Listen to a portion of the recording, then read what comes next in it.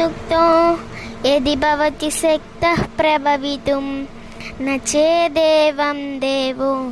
न खलु कुशलः स्पन्दितुमपि अतस्त्वामाराध्यां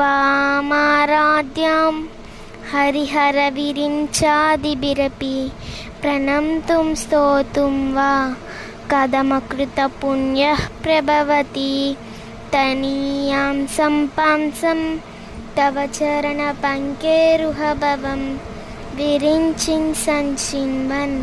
विरचयति लोकानविकलां वहत्येनं शौरिः कथमपि सहस्रेण शिरसां हरः संक्षुज्यैनं भजति बसितोद्धूलनविधिम्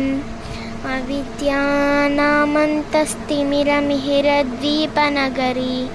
जडानां चैतन्यस्तबकमकरन्दस्नां चिन्तामणिगुणनिका जन्मजलदौ निमग्नानां दंष्ट्रा मुररिपुवराहस्य भवति त्वदन्यः पाणिभ्यां मभयवरदो दैवतगणः त्वमेका नैवासि प्रकटितवराभीत्यभिनया भयात् त्रातुं दातुं फलमपि च वाञ्छा समधिकं शरण्ये लोकानां तव हि चरणावेव निपुणौ हरिस्त्वामाराध्य प्रणतजनसौभाग्यजननीं पुरानारी भूत्वा पुररिपुमपि क्षोभमनयत् स्मरोऽपि त्वां नत्वा रतिनयनलेहेन वपुषा